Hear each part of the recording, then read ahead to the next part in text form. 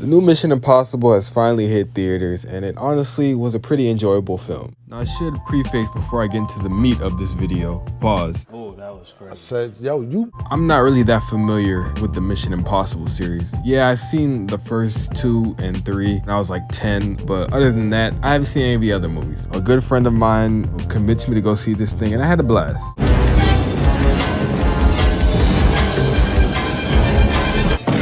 Hey, yo, what the? crazy. That was nuts.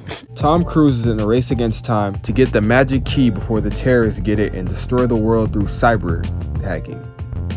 Yeah, that's pretty much it. These niggas are fighting over a key. It's not the best plot, but you know, it's 2023. They've had like 8 of these movies. What else can you really come up with at this point? What makes this key so special, however, is the fact that it's the only thing in the world that can control the entity.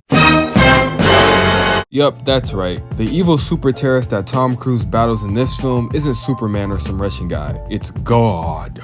Or at least it's the satanic writers at Hollywood's not so subtle depiction of the Most High God.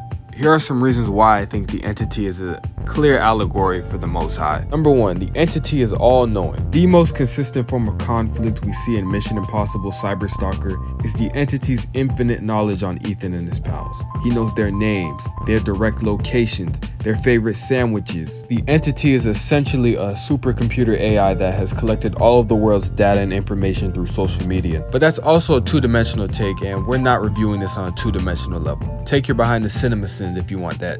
Scene does not contain a lap dance.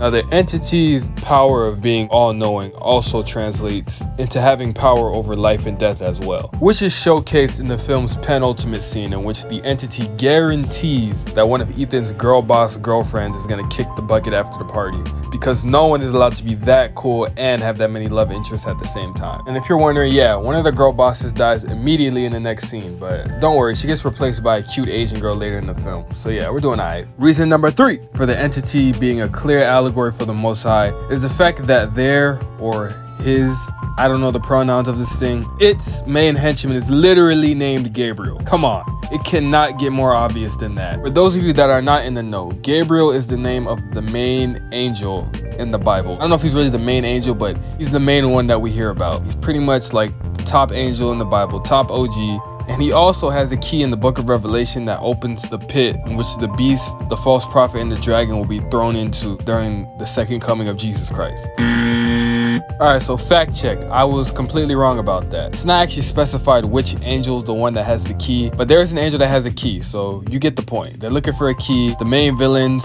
are named after an angel and represent the Most High. And secondly, it wasn't actually the beast and the false prophet that get thrown in the pit. It was just the dragon, it seems. But yeah, you get my point. I'm gonna read the verse real quick for anyone who needs like a better understanding. And I saw an angel coming down out of heaven, having the key to the abyss and holding in his hand a great chain. He seized the dragon, that ancient serpent who is the devil or Satan, and bound him for 1,000 years. He threw him into the abyss and locked and sealed it over him, to keep him from deceiving the nations anymore, until the 1,000 years were ended. After that, he must be set free for a short time. So yeah, key, angel, entity, Tom Cruise. It's the perfect recipe for biblical manipulation. On the surface level, yeah, it's just like a mediocre action flick, but there's always something past that surface, and that's why I always recommend to watch these movies with a keen eye and ask for the Lord's Spirit to help you see certain things, because trust me, you will miss a lot of stuff.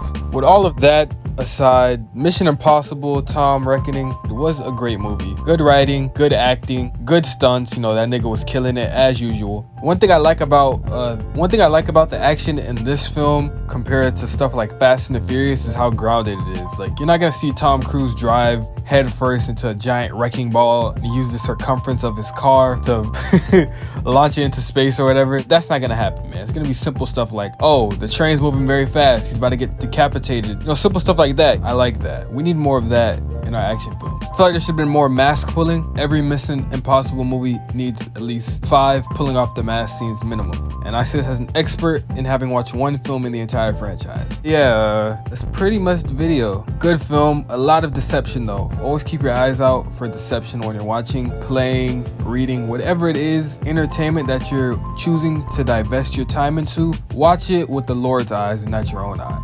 because that time you take away from the Lord can be used by the enemy to deceive you. So always make sure you know exactly what you're getting yourself into. But yeah, that's pretty much the video. If you want to go and waste your time watching Mission Impossible, go ahead, I'm not gonna stop you. But you could spend that 2 hours and 30 minutes getting closer with God, being in his word, being in his presence. I'm not the king of the world, I can't tell you what to do. Anyway, yeah, peace out, God bless. Alright, hold on, that's actually not it, because there was one more thing I noticed while gathering clips for this video, and that's this interesting tidbit here in the final trailer of the film. His fate is written. Shall we write yours too? If anything happens to them, there's no place that I won't go to kill you. That is written.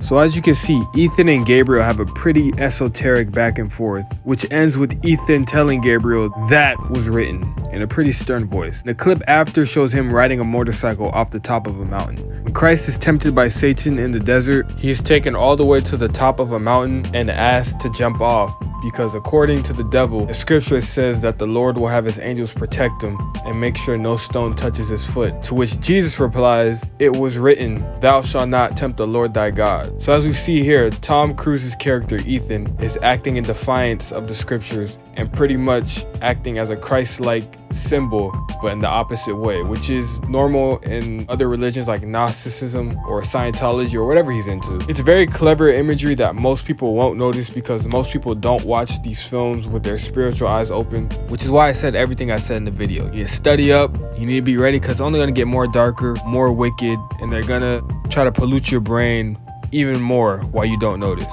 But anyway, yeah, that's pretty much the video. Peace out, God bless.